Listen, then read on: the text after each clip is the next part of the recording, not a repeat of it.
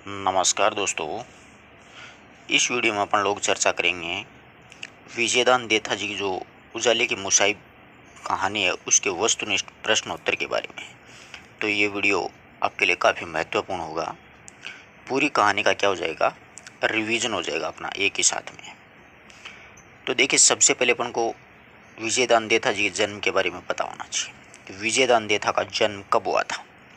तो उनका जन्म 1 सितंबर 1926 ईस्वी को हुआ था और विजयदान देथा का देहांत है वो 1 नवंबर 2013 को हुआ था। ये इनका याद रखना बहुत ज़रूरी है। क्यों? क्योंकि ये राजस्थान से बिलोंग करते हैं, इसलिए। विजयदान देथा की बातें की फुलवारी जो रचना वो कितने भागों में है? ये 13 खंडों में है, ठीक है। और ये जीके के लिए भी काफ़ी महत्वपूर्ण प्रश्न है, एक बार पूछा भी गया है ये, अब की बार भी पूछा जा सकता है हिंदी में। तो विजयदान देथा की बाल कथाएँ कौन सी हैं? विजयदान देथा की जो बाल कथाएँ हैं वो है कब्बू रानी। किस नाम से है? कब्बू रानी। मैंने आपको जब ये कहानी पढ़ाई थी तो एक एक चीज़ को बहुत ही आराम से, बहुत ही बारीकी से अपन ने समझते हुए पढ़ा था। अगर कहानी नहीं पढ़ी है तो वीडियो के डिस्क्रिप्शन में मुख्य जो कहानी है उसकी व्याख्या का लिंक दिया हुआ है। आप एक बार कहानी ध्यान से सुनिए, फिर आपको सारी की सारी वस्तुनिष्ठ प्रश्नोत्तर पढ़ने में बहुत आनंद आएगा। विजयदान देथा का उपन्यास। तो विजयदान देथा जी उपन्यास जो है वो उपन्यास है प्रतिशोध नाम से, वाणी प्रकाशन दिल्ली के द्वारा प्रकाशित किया गया है ये। विजयदान देथा का राजस्थानी कहानी संग्रह एलेखों हिटलर, बहुत प्रसिद्ध हुआ था ये भी। एलेखों हिटलर राजस्थानी कहानियों का संग्रह है। ये राजकमल प्रकाशन दिल्ली के द्वारा प्रकाशित किया गया था। विजयदान देथा की किस कहानी पर पहली फिल्म बनी? काफ़ी महत्वपूर्ण प्रश्न है। द्विधा जो कहानी है ना, उस पर पहली फिल्म बनी थी। मणिकौल प्रणीत प्रकाश झा के निर्देशन में इस फिल्म को फिल्माया गया था। शाहरुख खान और रानी मुखर्जी ने नायक नायिका की भूमिकाएं अदा की थी। अपनी अपनी सब कोई ताने परबीती में, ये जो अपन शुरू में जब कहानी शुरू करते हैं, जब मतलब ये कहानी वहाँ से शुरू होती है कि एक चक्रवाक और एक चक्रवी, मतलब दो पक्षी होते हैं जो आपस में क्या करते रहते हैं, बातें करते रहते हैं। और चकवा होता है वो अपनी मतलब नायिका समझ लीजिए उसको, तो उस नायिका को चकवा है वो कहानी सुनाने के लिए कहता है। तो वो कहता है कि अपनी अपनी सब कोई ताने परबीती में परमानंद, कि दूसरे की सुनाओ, अपनी कहानी में कुछ नहीं है। कि कहरे चकवा कटे तो रात, घर बीती कहूँ या परबीती, चकवा कहता है। तो चकवी कहती है घर बीती तो हर कोई जानता है लेकिन अपने अपने सब कोई ताने परबीती में परमानंद, यानी दूसरे की बुराई या दूसरे की जो बात सुनने में जो आनंद है वो अपने घरवाली में नहीं है। घर में मतलब क्या होता है कि कोई मतलब वाली बात नहीं है, परंतु दूसरे की कोई बुराई सुनाओ ताकि मन में सुकून मिले, बड़ा आनंद आए सुनने में। किसकी बुद्धि की लीक तोड़ करके चलती थी? यानी एक राजा हुआ करता था, उसकी बुद्धि है। चकवा चकवी को कहानी सुनाता है कि एक ऐसा राजा होता था जिसकी बुद्धि लीक तोड़ करके चलती थी और उसके दरबार में 9 रत्न हुआ करते थे और उन्हीं 9 रत्नों की अक्ल हर दम क्या की छलकती रहती थी। और फिर भी राजा के पास हमेशा ऋषि मुनि ओगड़ महात्मा वो सारे आते रहते थे। तो लीक तोड़ करके किसकी बुद्धि चलती थी? वो राजा जी की चलती थी। राजा जी बड़े ही ढीठ प्रवृत्ति के इंसान थे, यानी अपने जो ज्ञान था उसका बहुत ज़्यादा गुरूर था इनको। राजा के दरबार में कितने रत्न होते थे? 9 रत्न। ध्यान रखिएगा, अच्छा प्रश्न है। राजा के पास हमेशा किसका तांता लगा रहता था? राजा के पास में हमेशा तांता लगा रहता था ऋषि मुनि ओगड़ महात्मा संत ज्ञानियों, इन सभी का क्या था? तांता लगा रहता था। सभी आते जाते रहते थे। और महात्मा को अपनी बुद्धि पर बहुत बड़ा, राजा को अपनी बुद्धि पर बहुत बड़ा क्या था? एक गुरूर था। राजा जी यानी किसी की सुनते ही नहीं थे, अपनी ही मानते थे। इस प्रकार के डेंजरस प्रवृत्ति के राजा थे।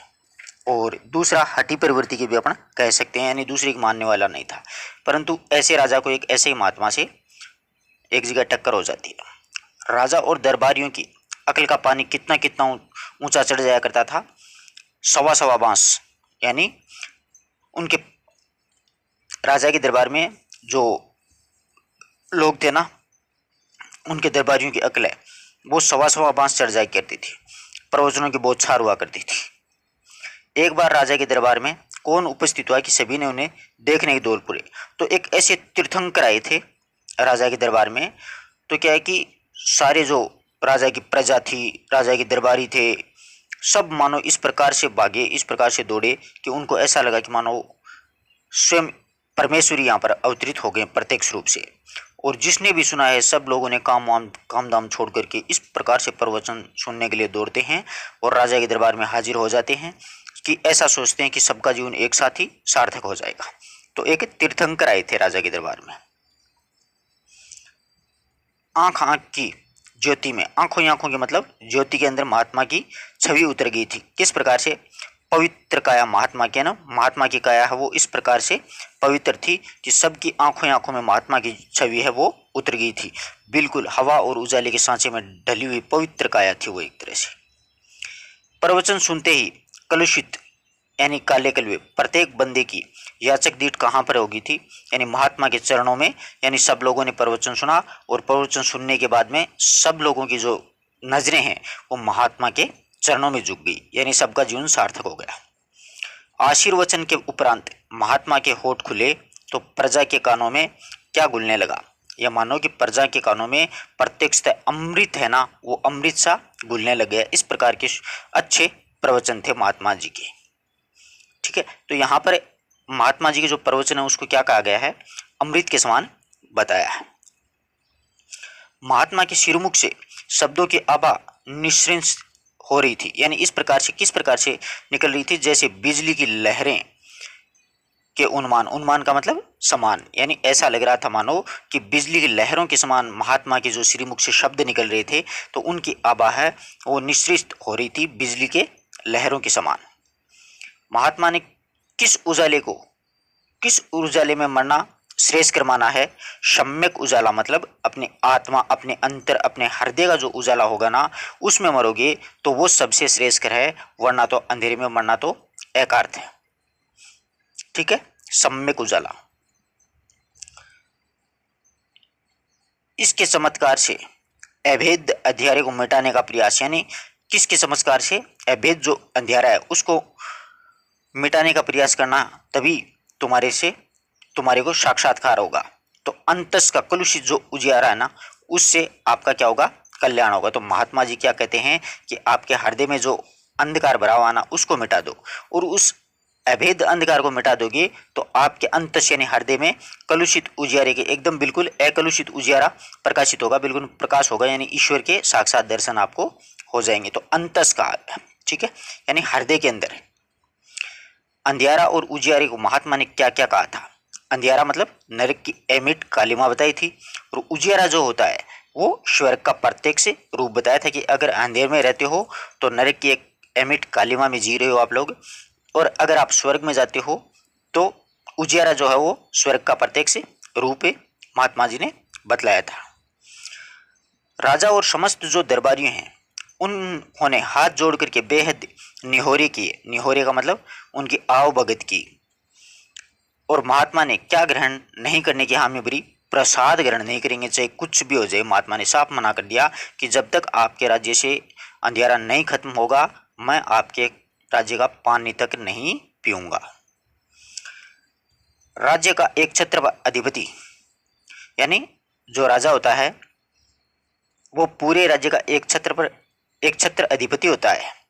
उसके बिना इतनी बड़ी रियासत एक घड़ी भी नहीं चल सकती। मतलब डोट किसके बिना? बुद्धि के बिना इतनी बड़ी रियासत है वो नहीं चल सकती है। तो यहाँ पर राजा अपनी बुद्धि का गुरूर दिखा रहा है। राजा और जो दीवान है और नौरतन सभी चुपचाप किस पर विचार कर रहे थे कि राज्य से अंधेरे को कैसे खदेड़ा जाए। इस प्रकार से वो सारे हैं, एक जगह सभा बुलाई गई, राज दरबार बुलाया गया, और सभी ने सोचा कि अपने राज्य से क्या है कि अंधेरे को सदा सदा के लिए खत्म कर देंगे। राजा की बुद्धि में किसके उन्मान विचार कौंधा? बिजली के उन्मान। उन्मान का मतलब बिजली के समान, यानी राजा की बुद्धि है उसमें एक बिजली के समान है, वो एक ऐसा विचार है वो कौंध गया था, यानी एक विचार आ गया, कल्पना। राजा ने दीवान से पूछा कितने साल पहले तय खाने में बाढ़ के कारण पूरा भर गया था? तो 3 साल पहले। तो यहाँ पर देखिएगा एक शब्द छोड़ करके एक इस चिन्ह का प्रयोग किया गया है। तो आप कमेंट बॉक्स में बताइएगा कि ये कौन सा चिन्ह होता है। मतलब विराम चिन्ह अपन जो पढ़ते हैं ना, जैसे रीट वगैरह में है अपने, तो ये वाला चिन्ह लगाया गया है। इस चिन्ह का नाम आप कमेंट बॉक्स में लिखिएगा ताकि आपको पता है कि नहीं कि ये चिन्ह कौन सा होता है, या विराम चिन्ह आप लोग भूल गए होंगे। तो राजा ने दीवान जी से पूछा कि कितने साल पहले राजमहल के तहखाने में बाढ़ के कारण पूरा भर गया था? तो 3 साल पहले है जो अपना बाढ़ के कारण है राजमहल का जो तहखाना था वो पूरी तरीके से क्या हो गया था? भरे गया था। और उसका जो पानी है वो अपन ने कैसे निकाला था? उलीच उलीच करके। याद आ रही है ना कहानी? राजमहल के तहखाने से पानी कैसे निकाला गया? उलीच उलीच करके, कि बाल्टी भर भर के बाहर निकाला उलीच उलीच करके। राजा को पक्का भरोसा है कि तहखाने के पानी की तरह अंधेरा भी समाप्त हो जाएगा। किससे? उलीच लेते। जैसे मतलब पानी निकाला था ना, वैसे अंधेरे को भी अपन उलीच उलीच के निकालेंगे। बड़ा बावड़ा राजा है ये भी, अंधेरा कभी उलीचा ही नहीं जाता, परंतु ये उलीचुएगा। अब क्या है कि राजा ने अंधेरा उलीचने का शुभ मुहूर्त क्या रखा था? अमावस का दिन, यानी अमावस्या का शुभ मुहूर्त है। और उस दिन सभी लोग हैं वो क्या है कि अपने घरों से अंधेरा है उसको उलीच उलीच करके क्या करेंगे? पर सभी लोग बाहर निकालेंगे कि दीवान जी घर घर में डोंडी पिटवा दो, और इसी अमावस के शुभ दिन, मुहूर्त के दिन ढलते ही मतलब हर व्यक्ति अंधेरा उलीचने के लिए तत्पर हो जाए, लग जाए काम में, कोई ढील नहीं देनी है। राजा ने धमकाते हुए कहा कि किसी ने भी इस काम में ढिलाई अगर बरती तो उसकी आंतें किसको फंकवा दूंगा? मैं चील कोहों को मैं फंकवा दूंगा। सीधी सी बात है। मतलब अंधेरा उलीच के अपन को निकलवाना है तो निकलवाना ही है यहाँ से। बड़ा मूर्ख राजा है। अंधेरा उलीचने के लिए कौन कौन से बर्तन बासनों के नाम बताए गए थे? तो देखो, तगारी, आंडी, परात, कटोरा, कटोरी, घड़ा, मटका, चरी, टोंटी, मूण, यानी सारी चीजें। फिर एक राजा है उसका एक जो रत्न है उसके दिमाग में एक शंका है कि साहब मूण तो बहुत भारी होता है। अब आगे भी कहानी चलती है कि मूण भारी होता है। तो राजा कहता है मूण खाली की भरी? तो वो कहता है साहब भरी। तो इस हिसाब से चलता है ना। तो राजा ने किसकी छाया को उसके बराबरी की भारी बताया कि अगर मूण भारी होता है तो फिर हाथी की जो छाया होती है ना वो हाथी से भी फिर भारी होनी चाहिए। इसलिए घबराओ मत, अंधेरे में वजन नहीं होता है, अंधेरा दिखता जरूर है। इस प्रकार से अपने तर्क भी देता है राजा जी साथ साथ में। तो ये अच्छे प्रश्न हैं कि अंधेरा उलीचने के लिए कौन कौन से बर्तन बासन है। इस प्रकार के प्रश्न पूछ लेता है एग्जामिनर, और तो इसमें से कोई खास नहीं है। राजा के दरबार में किसे समय समय पर पुरस्कार और सिरोपाव मिलते रहे? दीवान जी है ना, उनको समय समय पर पुरस्कार और सिरोपाव हैं वो मिलते रहे थे, क्योंकि दीवान जी है ना वो तुरंत तैयार रहते थे किसी भी काम के लिए, वो कभी भी मना नहीं करते थे। अंधेरा उलीचने से किसके मन में सनसनी दौड़ गई? अंधेरा उलीचने से चोर हैं उनके मन में सनसनी फैल गई, क्योंकि उनको ऐसा लगा कि अब अगर अंधेरा मिट गया तो हमें जबरदस्त मतलब हानि का सामना करना पड़ेगा। क्योंकि राज्य में तो क्या है कि 8 याम यानी 8 घड़ियां 24 घंटे क्या होगा, अब उजाला ही उजाला रहेगा। तो हमारा जो काम है वो अब चौपट हो गया, क्योंकि चोर को अंधेरा पसंद होता है। तो चोरों के मन में क्या हो गया, एक सनसनी है वो दौड़ गई थी। कितनी रात गए राजा को नींद सताने लगी? आधी रात हुई, राजा को नींद सताने लग गई। बोले अब मैं इस कार्य को नहीं देख सकता हूँ दीवान जी, आप ही ध्यान रखना, मुझे नींद आ रही है। अगर वरना मैं जागता रहता तो ये जो कार्यक्रम चल रहा है उसका पूरा आनंद रात्रि भरे मैं लेता। तो सारी रात प्रजा का ये जोश है मतलब दिलाते रहना, और मैं यहाँ पर अब थोड़ा सोने जा रहा हूँ। दूसरे सभी राजा महाराजा किसके समान थे? यानी हमारे राजा जी के सामने दूसरे राजा महाराजा तो एक मतलब छछुंदर के समान हैं, अन्नदाता, करीब परवर, आप ही सब कुछ हो। इस प्रकार से वो राज्य का दीवान था और नवरत्न थे वो ऐसे राजा को चढ़ाए रखते थे। समस्त दरबारियों के बीच राजा कैसे नाचने लग गया था? अंधेरा देख करके मतलब बावरी आदमी की तरह नाचने लग गया कि अब तो अंधेरा खत्म हो गया है। यानी बहुत खुशी हुई राजा को अपनी बुद्धि की, अपने विचार पर। आज के प्रकाश में कुदरत का रूप ही बदल गया है। कुदरत प्रमुदित होकर के मुस्कुरा रही है, यानी कुदरत है वो प्रमुदित होकर के बहुत अच्छी तरह से मुस्कुरा रही है। आज का सूर्य है वो अलग तरीके का सूर्य है, मतलब वो सूर्य वाला प्रकाश नहीं है। राजा ने महात्मा को लाने के लिए कितने घोड़े दौड़ाए थे? यानी दीवान जी को साफ कह दिया कि 100 घोड़े दुड़वा दो और वो जो महात्मा जी तीर्थंकर आए थे ना उसको दरबार में लेकर के आओ। तो वो हाथों हाथ क्या हो गए, तैयार हो गए। दीवान जी तो तुरंत ही घोड़ों को लेकर के कि अंधेरा तो एकदम नष्ट हो ही गया है, अब तो तीर्थंकर महात्मा जी को लाना ही है। राजा ने जोशियों को क्या हिदायत दी थी? जोशियों को ये हिदायत दी कि घड़ियों की गिनती के हिसाब से ही वारतित का लेखा जोखा रखना, वरना तो क्या होगा, बड़ा झमेला हो जाएगा। इस प्रकार से एक जोशियों को बताया था। जोशी मतलब जो ज्योतिष वगैरह का ध्यान रखते थे ना, उनको कहा कि अब तो है ना, आप घड़ी जो होती है ना, जैसे 1 घड़ी 2 घड़ी 8 घड़ी होती हैं, इस प्रकार से 8 प्रहर होती हैं, 24 घड़ियां होती हैं। इस प्रकार से आप तिथियों का लेखा जोखा रखना, वरना तो बड़ा झमेला हो जाएगा। इसलिए अब तो आपको अपने हिसाब से ही ध्यान रखना है इन चीज़ों, क्योंकि अंधेरा तो भी बिल्कुल मिट ही गया है। आगे देखिए, राजा ने अंधेरे को किस गुमशुदा पशु के समान बताया है?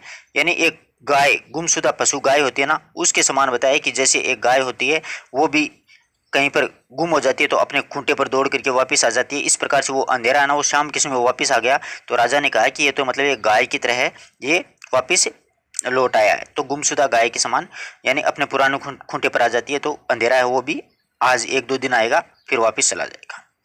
आखिर उसकी हठधर्मी के सामने राजा को झुकना पड़ा। अंधेरा भी इतना दृढ़ था, इतना हठी था, क्योंकि कुदरत थी, कुदरत किसी की मानती तो है ही नहीं। तो कुदरत किसी की नहीं मानती है, तो राजा साहब के हिसाब से तो अंधेरा है, परंतु अंधेरा तो हर दिन संध्या होते ही क्या है कि अपना विकराल रूप धारण कर लेता था। अब राजा है वो बेचारा प्रस्त हो गया, वहां पर बहुत मतलब बुरी हुई, तो राजा, हठधर्मी राजा को अंधेरे के सामने झुकना पड़ा। अच्छा प्रश्न है, रसोई की दीवारें किस कारण से काली पड़ जाती हैं? अब वो बोलता है ना, ईंधन के कारण काली पड़ जाती हैं। काली स्याह दीवारों को सफ़ेद कैसे होती हैं? कलई पोतने से। तो राजा की दरबारी और दीवान जी वो तो ये बता रहे थे कि कली कर देंगे तो वो सफ़ेद हो जाएंगी। राजा ने अंधेरे को किसकी लपटें बताई हैं? अब राजा के दिमाग में एक और विचार उन मतलब कौन था? तो बोला कि ये सूरज के लपटें हैं, कि सूरज की लपटें हैं, इससे ये अंधेरा है वो वापस हमेशा छा जाता है। अब देखो, आधी रात को कृष्ण पक्ष की कौन सी तिथि को चांद गगन की कोख से आ गया? पंचमी तिथि को, यानी कृष्ण पक्ष की पंचमी तिथि थी, तो चांद है वो आधी रात को क्या हो गया, आसमान में आ गया था। अब है चकवे के मन में, अब चकवा उससे पूछता है अपनी चकवी से कि उत्साह का उफान क्यों आ गया था? यानी सहस्री के मुंह से अपनी प्रशंसा सुनकर, यानी सहस्री उसकी प्रशंसा कर रही थी, तो चकवे ने बहुत ही मतलब अच्छा लगा। यानी अपनी पत्नी होती है किसी की और वो अपने पति की मतलब थोड़ी तारीफ करती है ना, तो अच्छा लगता है। तो चकवे को भी बड़ा खुश हुआ, चकवा भी बहुत ही मतलब उत्सुक हो गया, उत्साह से उसके मन में उफान आ गया था। तो वो अपनी पत्नी, अपनी सहस्री यानी चकवी के मुख से प्रशंसा सुन करके आया था। चकवा अपनी पत्नी से पूछता है कि तुम ध्यान से सुन रही हो ना, कभी ध्यान से नहीं सुन रही हो? तो चकवी ने चौंक करके उसको क्या कहा था कि दुनिया में एक ही ऐसा प्राणी है जो तुम्हारी बात को ध्यान से सुने, कि मेरे सिवा तुम्हारी बात को ध्यान से सुन कौन सकता है। इसी प्रकार से यानी खाने पीने की भी शुद्ध नहीं रहती थी। तीसरी बार राजा ने अंधेरे को किस प्रकार से नष्ट किया? मशाल जला करके। पहली बार देखो उलीच उलीच करके, ऐसा प्रश्न बन सकता है। दूसरी बार है कलई पोतने से, और तीसरी बार ऐसी डोंडी पिटवा दो कि हर कोई है वो मसाल जला के रहेगा, यानी बच्चे बूढ़े सभी लोग मसाल जलाओ और इस अंधेरे को जला करके नष्ट कर देंगे अपन। तो ये अच्छा प्रश्न बनेगा, ध्यान रखना इस बात का। पहली बार उलीच उलीच करके निकाला, दूसरी बार कलई पोत दी पूरे राज्य में, और तीसरी बार है वो मसाल जला दी थी। राजा ने किसे अपने 9 सूरज का, राजा ने अपने 9 रत्न है उनको कहा कि तुम मेरे राज्य के 9 सूरज हो, थोड़ा दिमाग लड़ाओ तो बेचारे अंधेरे की क्या औकात है कि तुम्हारे सामने टिक सके।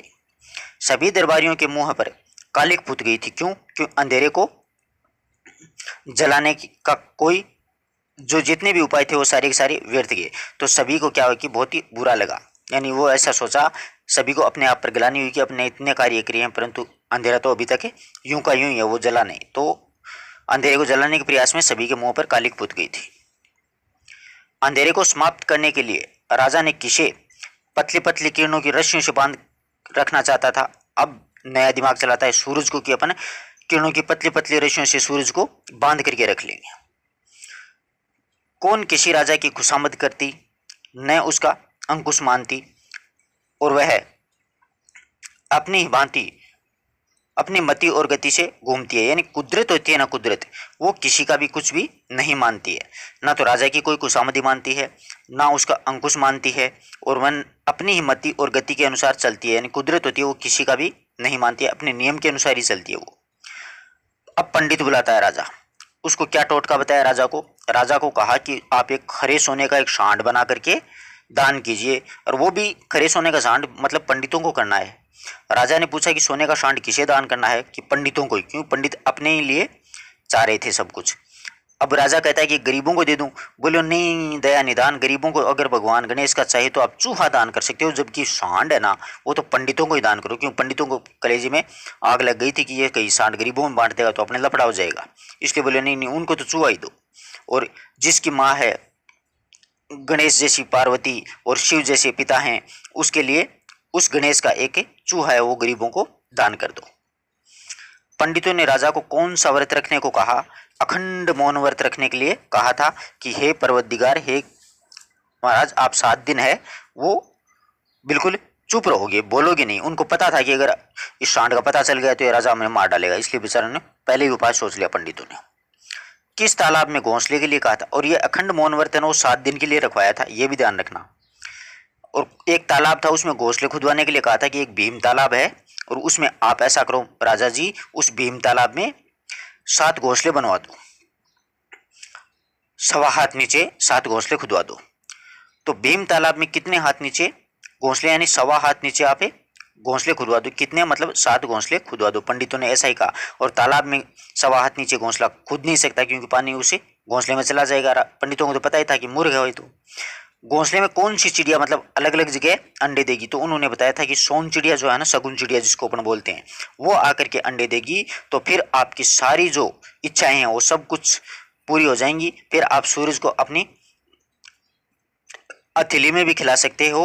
हे अन्नदाता, आपकी मर्जी के अनुसार जो सूर्य है वो उदय होगा, और आप चाहो तो चांद है उसको तो आप उछाल भी सकते हो। इस प्रकार से क्या है कि उस पंडितों ने राजा को ये उपाय बताए थे कि ये सारे उपाय आप कर लोगे। एक सांड दे दोगे, दूसरा भीम तालाब के 1.25 हाथ के नीचे एक घोंसला खुदवा दोगे, और 7 घोंसले, और 7 घोंसलों में शगुन चिड़िया अंडे दे देगी, तो आपकी सारी मनोकामनाएं पूर्ण हो जाएंगी। परंतु वो हठी मूर्ख राजा, मूढ़ बुद्धि राजा, इस प्रकार की कहानी इसमें अपन ने पढ़ी है। अगर किसी प्रकार के कोई प्रश्न में आपको डाउट हो तो आप लोग पूछ सकते हो। पूरी जो कहानी है उसका अपने क्या हो गया, एक बार की रिवीजन हो गया है।